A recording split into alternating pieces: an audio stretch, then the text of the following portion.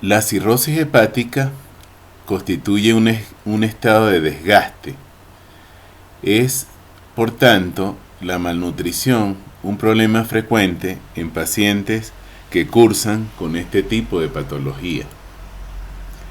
Las causas de malnutrición en este tipo de pacientes son multifactoriales. El paciente cirrótico tiene alteraciones en el gusto, tiene síntomas de dispepsia, tiene un apetito bajo e incluso anorexia. Eso contribuye a una baja ingesta calórica. Existen además procesos de malabsorción demostrados en pacientes con hipertensión portal, y hay que hacer notar de que hay poca información en cuanto a la dieta a seguir por este tipo de pacientes. Existe un estado de desgaste, un estado similar a un ayuno acelerado, a una pérdida de calorías, lo cual se debe en parte a un catabolismo proteico.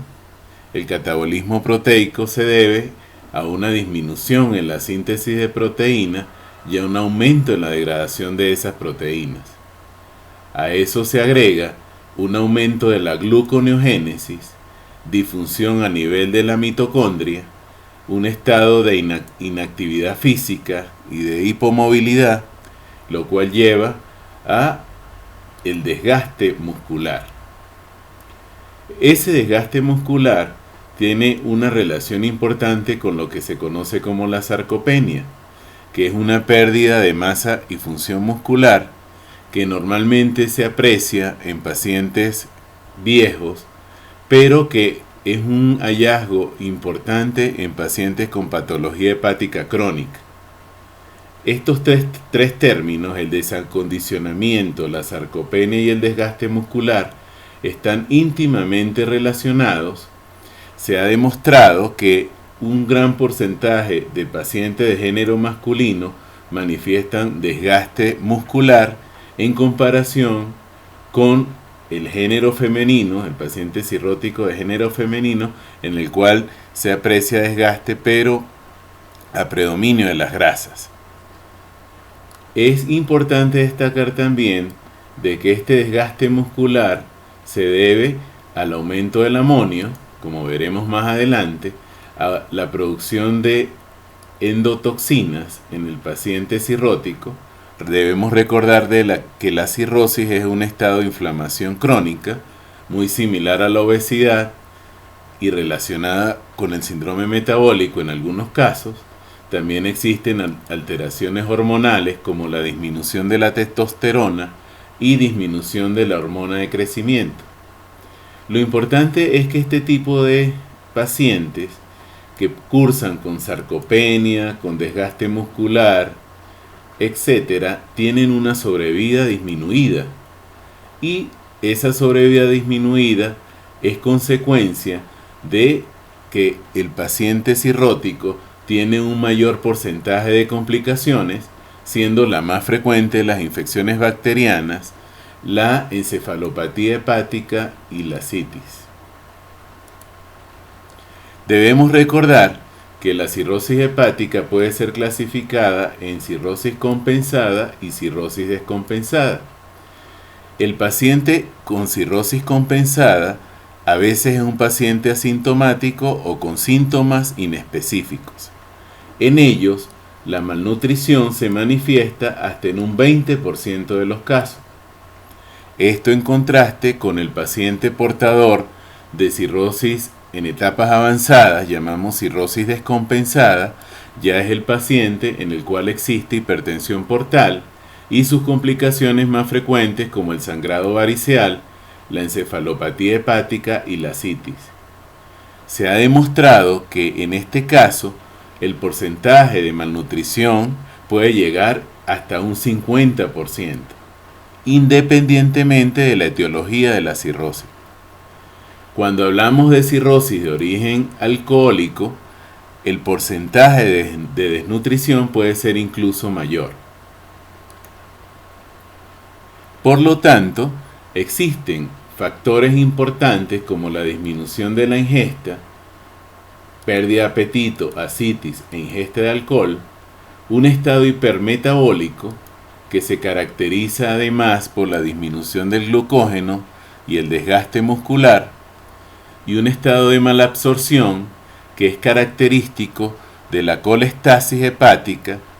Existe en estos pacientes sobrecrecimiento bacteriano y se ha demostrado la presencia de enteropatía por hipertensión portal. Todos estos factores contribuyen y están ligados al estado final, que es realmente lo que lleva al paciente a la malnutrición. Ahora, ¿cómo medir qué es lo que está ocurriendo a nivel metabólico de una manera real o que nos oriente para dar diagnósticos? Podemos utilizar el denominado cociente respiratorio, que no es más que la calorimetría indirecta. Este cociente respiratorio se obtiene de dividir el volumen de CO2 expirado y el volumen de oxígeno consumido. Sabemos que los carbohidratos queman mucho más oxígeno. La oxidación de la glucosa, por tanto, tiene un valor aproximado al 1.0. ¿Qué pasa en el paciente con cirrosis hepática?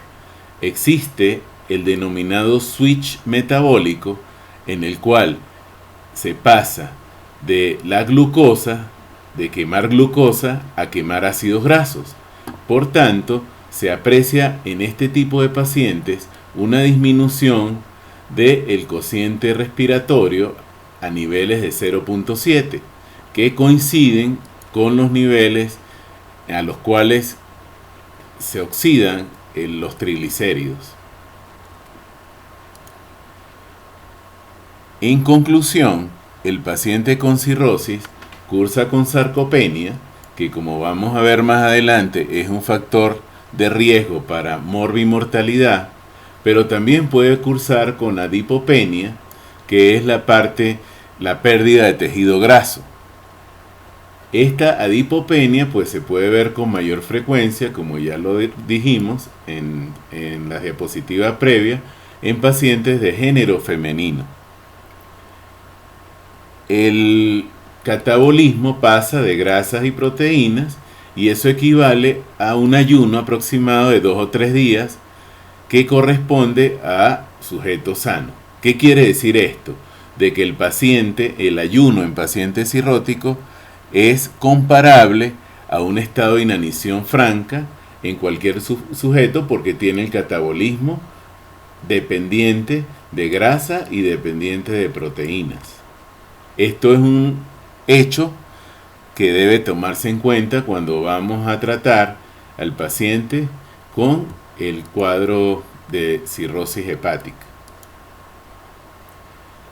¿Cómo calculamos nosotros el gasto energético basal? Lo podemos calcular por medio de ciertas fórmulas, de ciertos cálculos u ecuaciones, donde la más frecuente es la ecuación de Harris-Benedict. Existe además ecuaciones de la Organización Mundial de la Salud y estimaciones rápidas. Sin embargo, estas ecuaciones y esta manera de calcular el gasto energético basal tienen ciertos errores en cuanto a sensibilidad y especificidad en el paciente cirrótico. Por lo tanto, se recomienda los criterios para calcular el gasto calórico descritos por la Sociedad Europea de Nutrición Clínica. En este caso, el paciente que cursa con cirrosis compensada sin desnutrición debería recibir un equivalente de 25 a 35 kilocalorías por kilo día, en comparación con el mismo paciente que tenga desnutrición ya diagnosticada, que debe recibir un nivel mayor, que se ubica entre 35 y 40 kilocalorías por kilogramo día. Es importante destacar que debemos establecer un pronóstico de la enfermedad hepática crónica. Para ello se ha utilizado la clasificación de Child-Pugh, que es un sistema que toma en cuenta algunos parámetros de laboratorio como la bilirrubina, el caso de la albúmina, el caso del INR, tiempo de protrombina, y algunos factores clínicos o hallazgos clínicos como la citis y la encefalopatía hepática. Se puede clasificar el paciente, de acuerdo a estas variables, en tres tipos o en tres clases de Child-Pugh: el A, el B y el C. Lo importante en este caso es que la supervivencia del paciente, por ejemplo, que obtiene un puntaje entre 10 y 15 puntos, es aproximadamente del 45% al año y del 35% a los 2 años. Esto me da el pronóstico de acuerdo a cada uno de los pacientes y permite definir la presencia y las variables que deben tomarse en cuenta en cuanto a recomendaciones nutricionales en particular. Otra medida importante en la evaluación inicial del paciente con cirrosis es determinar el índice de masa corporal. Existen criterios que no han cambiado mucho, de bajo peso, ya sea en los criterios de la Organización Mundial de la Salud publicados en el 2000, en los criterios de la Sociedad Española para el Estudio de la Obesidad publicadas en el 2007 y los criterios de la Asociación Americana del Corazón publicados en el 2009. En los tres parámetros, de acuerdo a esos tres criterios, el bajo peso se define como un índice de masa corporal inferior a 18,5. Ahora, ¿cómo se define la obesidad? La obesidad tipo 1 se refiere a un nivel o un índice de masa corporal por encima de 30. Recordar que el índice de masa corporal se obtiene de dividir el peso sobre la talla al cuadrado en pacientes normales y tiene ciertas limitaciones en pacientes con cirrosis, como vamos a ver más adelante, debido a que el paciente cirrótico tiene retención de líquidos y estos valores no aplican de forma tan sencilla para esta población en particular.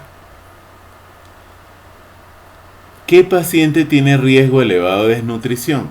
En base a lo que hemos visto, pacientes con índice de masa corporal por debajo de 18,5, es decir, pacientes con bajo peso, en los cuales es frecuente además la sarcopenia, y pacientes con cirrosis avanzada, es decir, pacientes con Child-Pugh C, se consideran con riesgo elevado de desnutrición.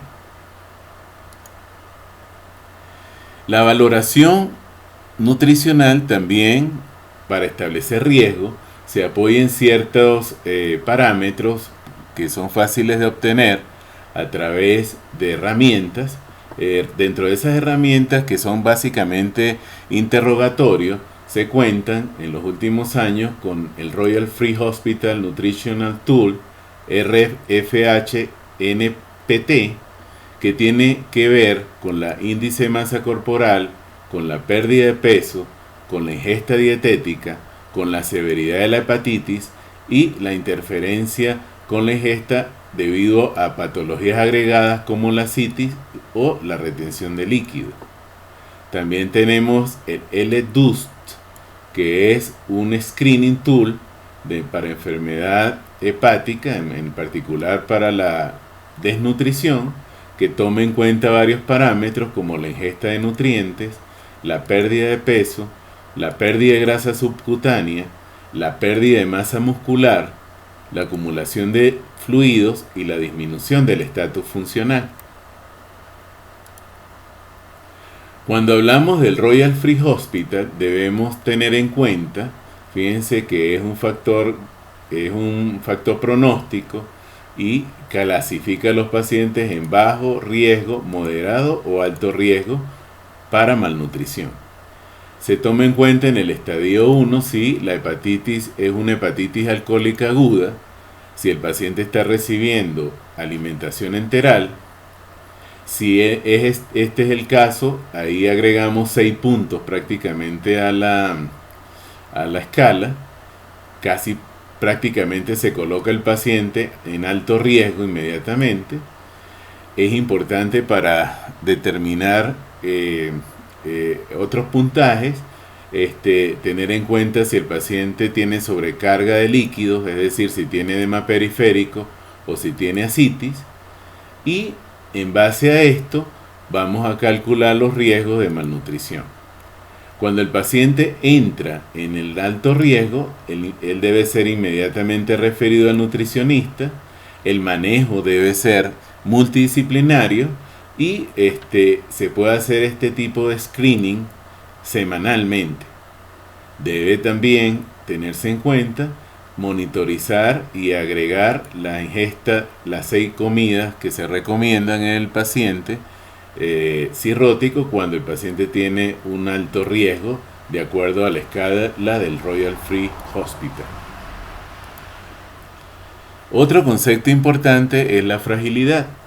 La fragilidad toma en cuenta algunos criterios, los más famosos y los más que tienen más aplicabilidad son los criterios de fragilidad de Friet.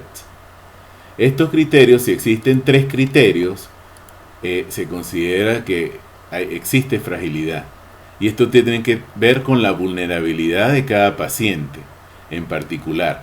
No solamente la fragilidad se aplica a pacientes con cirrosis.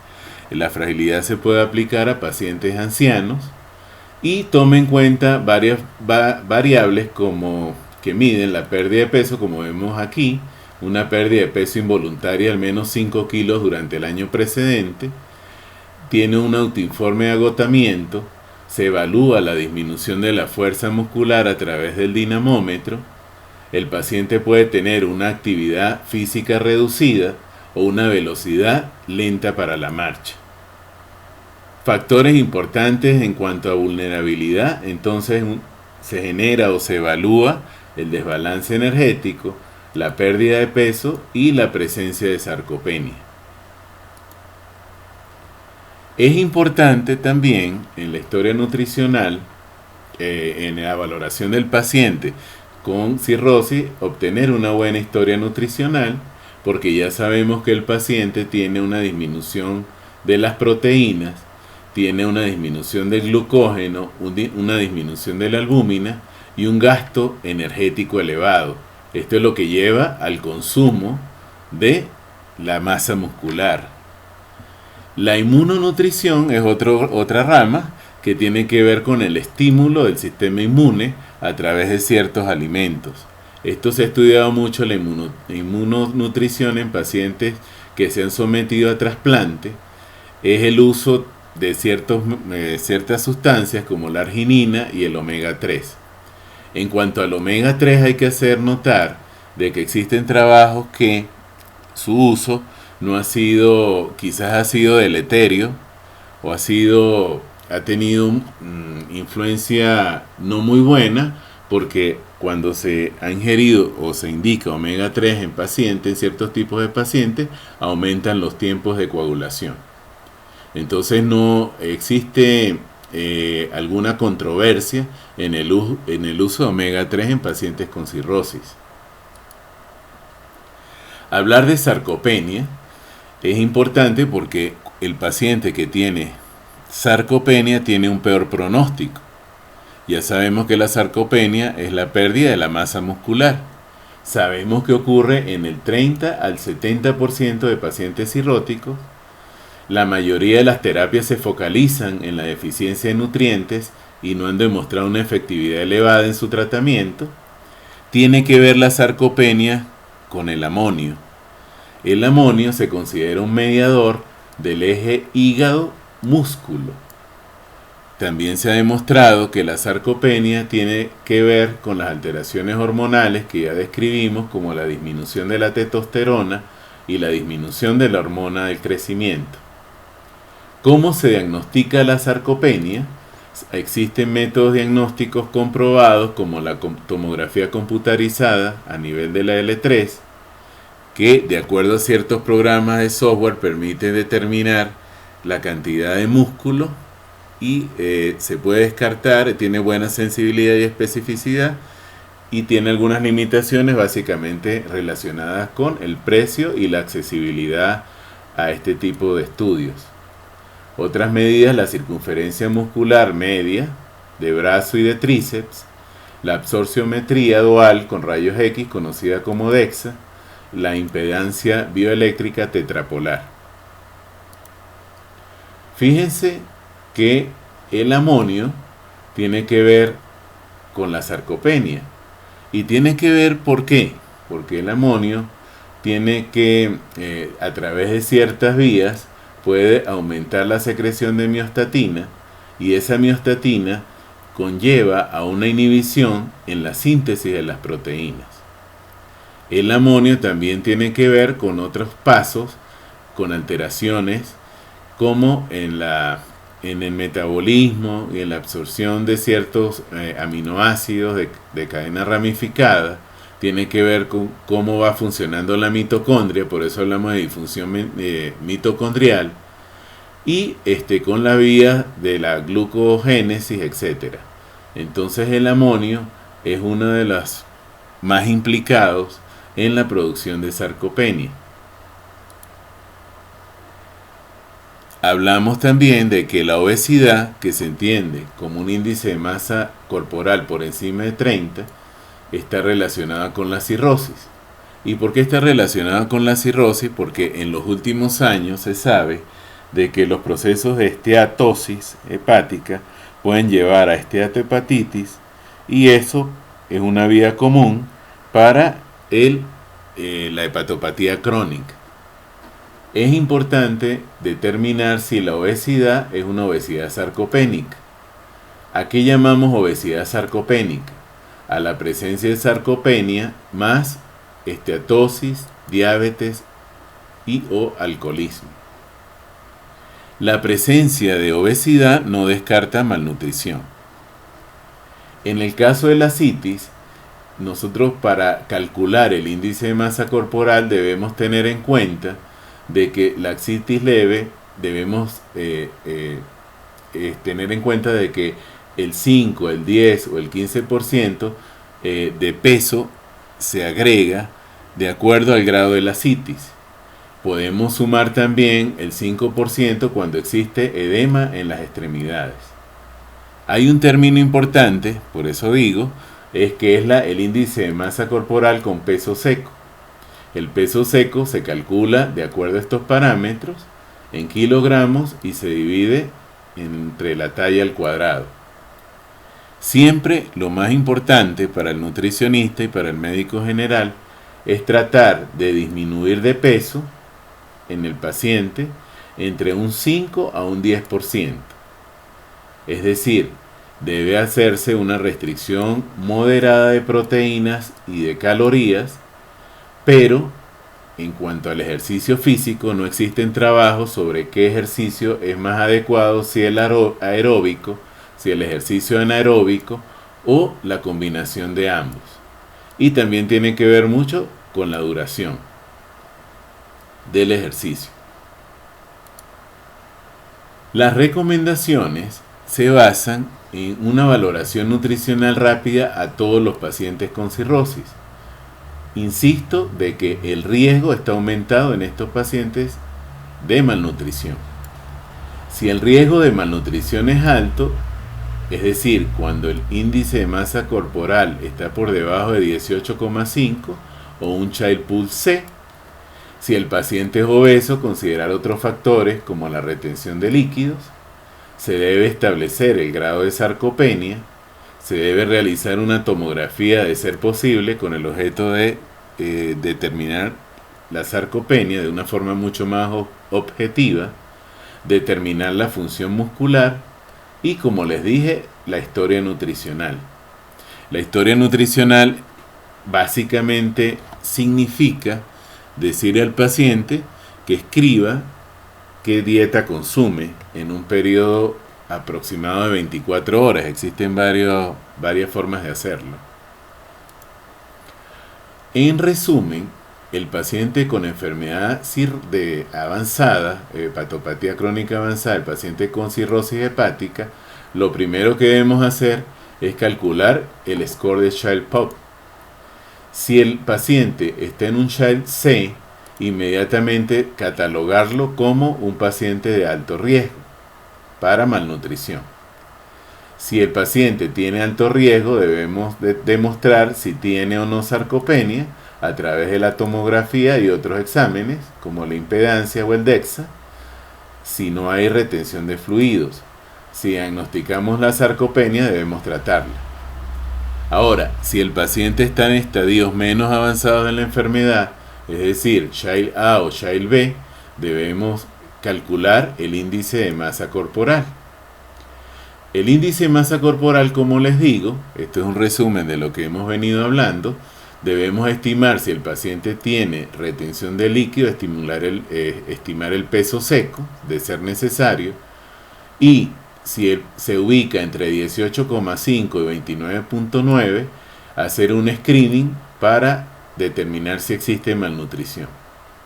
¿Cómo hacemos el screening? Pues a través de el Royal Free Hospital, la historia nutricional y algunos tipos de encuestas, ¿no?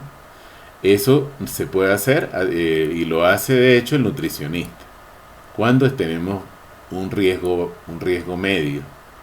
Si diagnosticamos la malnutrición, pues debemos tratarla, de acuerdo a lo que vamos a exponer en las diapositivas siguientes. Si no existe malnutrición, pues debemos hacer un seguimiento del paciente. Cuando existe obesidad, como les digo, establecer también la parte nutricional y considerar los estudios para sarcopenia, porque el paciente con sarcopenia y obesidad es un paciente que tiene un mayor riesgo de complicaciones.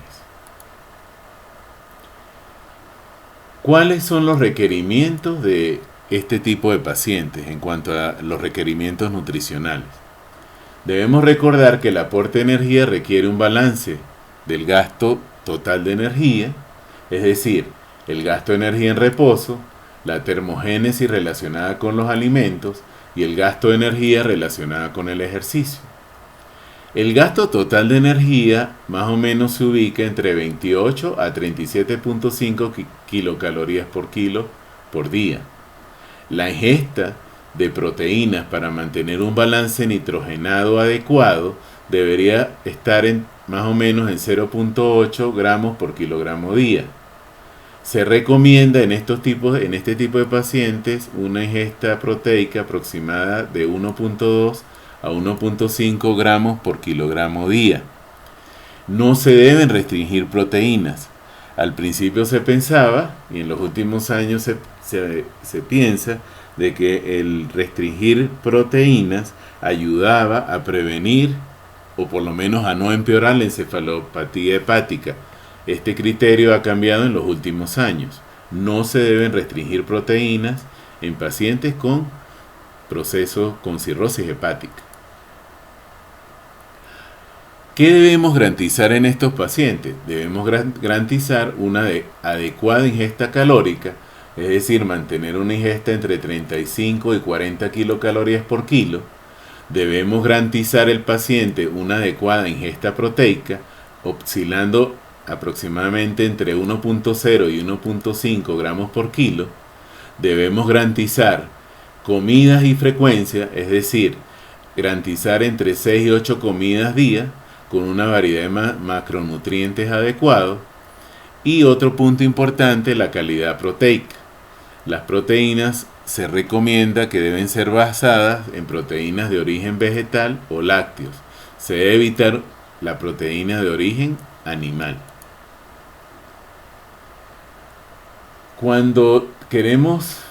Si tenemos una desnutrición, debemos calcular las proteínas de acuerdo a esos parámetros. Si consideramos que el paciente tiene una desnutrición severa, pues debemos agregar aproximadamente o utilizar 1,5 gramos por kilogramo día de proteínas.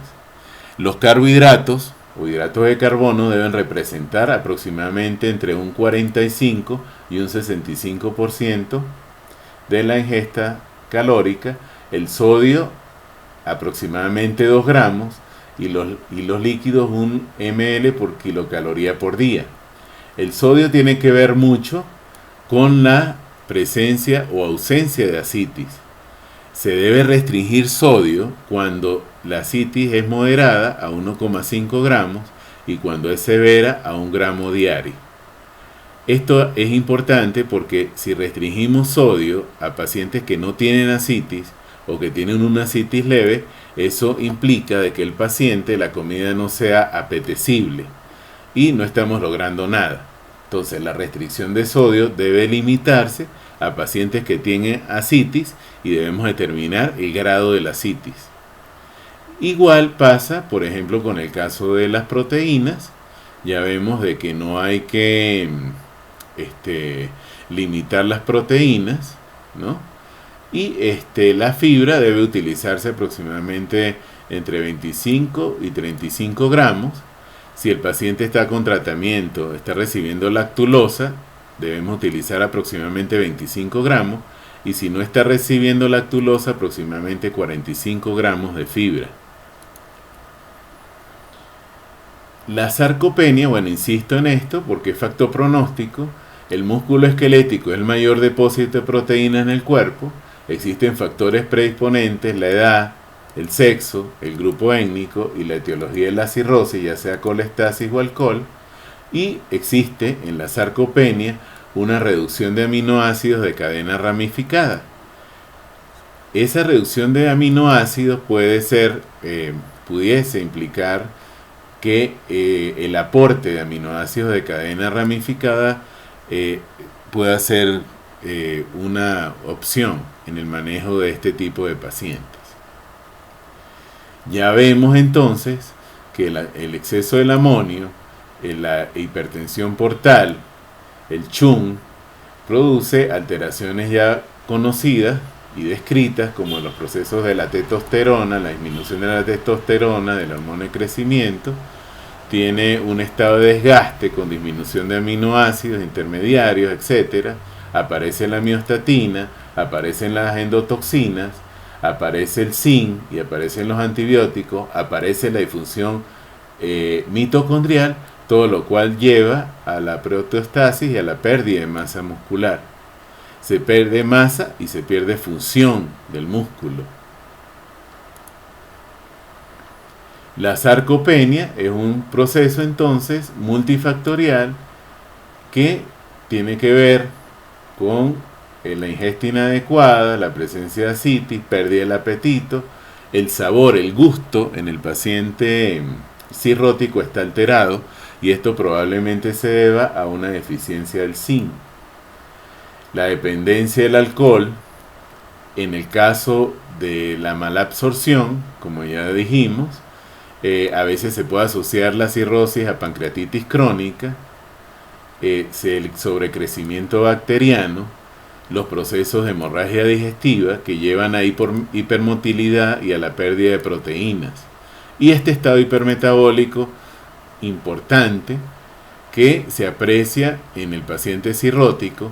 Ya sabemos que el paciente cirrótico tiene un tono, una actividad del sistema nervioso simpático incrementada, existe una circulación hiperdinámica, existe una translocación bacteriana importante, una inactividad física por el mismo estado, un incremento de la glucogénesis y una pérdida de los depósitos de glucógeno, y esto que lleva a un acortamiento de la sobrevida del paciente. Al cuidar el músculo, cuidamos la sobrevida del paciente, porque, como digo, la sarcopenia está relacionada a la malnutrición y es factor de riesgo importante. Cuando hablamos de sarcopenia, bueno, volvemos al caso, podemos medirla en la práctica clínica con la impedancia, con el pliegue a nivel del bíceps, con la tomografía. Podemos hacer mucha, la funcionalidad del músculo la podemos explorar también, y de esta manera podemos establecer la posibilidad o el riesgo de mortalidad de cada uno de los pacientes. ¿Cómo mejoramos la masa muscular? Habíamos visto de que existe una carencia de aminoácidos ramificados. Pues hay que administrar al paciente aminoácidos ramificados el caso de que el paciente entre en un estado de poco consumo, inmediatamente debemos plantear la posibilidad de nutrición enteral o nutrición parenteral, porque como les digo, el aporte calórico es fundamental en estos pacientes. El ejercicio y la actividad física, el ejercicio anaeróbico. ¿Por qué? Porque el ejercicio anaeróbico es el que hace crecer el músculo. Y otras estrategias en las cuales no hay suficientes trabajos, como sería la administración de hormona de crecimiento y la administración de testosterona. Sin embargo, faltan estudios en este sentido. Cuando hablamos de aminoácidos de cadena ramificada, ellos tienen varias indicaciones. Se ha indicado mucho su uso en el caso de la citis, en el caso de la encefalopatía hepática, en el caso del paciente con carcinoma hepatocelular, pero en el caso particular de la desnutrición es una opción importante. Hablamos de esos aminoácidos de cadena ramificada, aquellos como la leucina, la isoleucina y la valina. Se consideran aminoácidos esenciales. En el caso de los micronutrientes existen deficiencias en las vitaminas liposolubles en el caso de disfunción hepática. La disfunción hepática está presente en todos estos pacientes. Se ha demostrado de que existen unos niveles de vitamina D por debajo de los niveles normales de aproximadamente 20 nanogramos en un rango del 64 al 92% de los pacientes con el colestasis crónica. Y se ha demostrado también que la vitamina D tiene una relación inversa con el puntaje de Child-Pugh. Recomendación: lo recomendable es medir los niveles de vitamina D donde esté disponible donde sea disponible esta posibilidad. Debemos sospechar deficiencia de vitamina K en el caso de pacientes ictéricos o con enfermedad hepática colestásica. Caso de la vitamina D, vitamina A y del zinc, vemos que la prevalencia de déficit de vitamina D es aproximadamente el 68 al 86% de los casos. Los factores de riesgo, la edad avanzada, países nórdicos, obesidad y la colestasis, que es importante definir. De acuerdo a la clínica, podemos sospechar deficiencia de vitamina D cuando el paciente manifiesta dolor óseo, debilidad muscular, fatiga y fractura. Recuerden la valoración que hacemos, y estos son síntomas muy importantes de sarcopenia. Y el tratamiento, básicamente, el diagnóstico se hace con los niveles de vitamina D, de 25-hidroxivitamina D. El tratamiento, la administración de calcio con vitamina D. La vitamina A se observa en un 28-35% de los pacientes su déficit. A medida que el Child-Pugh es más alto, el porcentaje de deficiencia de vitamina A es mayor hasta un 70%. Los factores de riesgo, el género femenino, la desnutrición, el alcoholismo y la colestasis aparece de nuevo por acá. Existen algunas manifestaciones clínicas de deficiencia de vitamina A como la xeroftalmia, la retinopatía y la hiperkeratosis, y lo recomendable sería medir los niveles de vitamina A.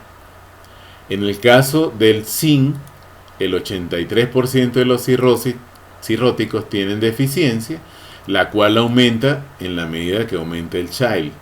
Fíjense que el caso del Child C tiene un 94% de deficiencia de zinc. Se asocia a desnutrición, se asocia a proteínas bajas. En la clínica podemos ver el paciente tener pobre cicatrización. En el caso de la alopexia, la diarrea y la encefalopatía se han relacionado con la deficiencia de zinc. Es por esta razón que los pacientes con encefalopatía se les administra o se les sugiere la administración de zinc, porque sus niveles bajos están relacionados a episodios de encefalopatía. Es importante incluso en aquellos pacientes que no responden a otras medidas, como el uso de rifaximina o como el uso de lactulona. Importante medir los niveles de vitamina E cuando estén disponibles. Micronutrientes: también hay deficiencia en vitaminas hidrosolubles como la tiamina, vitamina B1, recordemos la encefalopatía de Wernicke, la piridoxina, vitamina B6, folato, vitamina B9 y cobalamina, vitamina B12. Esta deficiencia de vitamina B es mucho más frecuente en pacientes con hepatitis de etiología alcohólica. La hiponatremia, debemos monitorizar el sodio y la ingesta de agua, es frecuente en pacientes con procesos de problemas de cirrosis hepática. Ya vimos la reducción del calcio, del magnesio y del hierro. El zinc está disminuido y se asocia a encefalopatía hepática, como lo dijimos, y existen además deficiencias de selenio. En encefalopatía hepática ocurre más frecuente en pacientes malnutridos. Hay una relación inversamente proporcional entre masa muscular y niveles de amonio. Recordamos que la encefalopatía hepática también, al igual que la sarcopenia, está relacionada con el amonio. Lo que tratamos es disminuir el amonio para tratar de controlar la encefalopatía hepática. La intervención nutricional en el paciente con encefalopatía es que es factor de mal pronóstico. Además, se recomienda el uso de más o menos 30 a 35 kilocalorías por kilo día. En cuanto a las proteínas, fíjense que no se restringen, de 1.0 a 1.5 gramos, proteínas de origen vegetal. Esto ha demostrado que mejora la encefalopatía y el uso de aminoácidos de cadena ramificada, como ya lo hemos referido. No restringir proteínas. La restricción de proteínas no aplica en este momento. Fíjense que en el caso de tratamientos para la no farmacológico, esta revisión publicada este año por Weir y colaboradores en Clinics Liver de Clínica de Enfermedades Hepáticas, vemos de que existen muchos tratamientos. Tenemos los tratamientos estándar como la lactulosa y la rifaximina. Tenemos entonces las terapias no farmacológicas con probióticos, prebióticos. Recordemos que la lactulosa se considera un prebiótico, el trasplante de microbiota fecal, el manejo nutricional, y aparecen los aminoácidos de cadena ramificada. Existen los probióticos, existe la rifamicina, actúan de diferentes formas, pero lo que quiero señalar acá es que el manejo de la sarcopenia, debido a que la sarcopenia es resultado y aumenta el amonio a nivel de la circulación, es fundamental prevenir sarcopenia para prevenir encefalopatía hepática. Entonces es importante hacer énfasis en esto. La sarcopenia, por ser un factor de mal pronóstico, debe ser atacada a tiempo y de la mejor manera, porque eso es lo que en realidad lleva a complicaciones y aumenta la mortalidad de este tipo de pacientes. También, como dijimos, existe la osteodistrofia hepática. Fíjense que se ha demostrado que el paciente con procesos o problemas hepáticos crónicos tiene riesgo de osteoporosis. Debemos recordar de que hay factores relacionados con osteoporosis como el abuso del alcohol, un índice de masa corporal baja, el hipogonadismo masculino, el uso de esteroides, la edad avanzada, antecedentes de fracturas, la menopausia temprana en las mujeres y el tabaquismo. Todo esto puede influir en la presencia de este tipo de patología en el paciente cirrótico. Entonces, el paciente cirrótico es candidato a realizar densitometría ósea.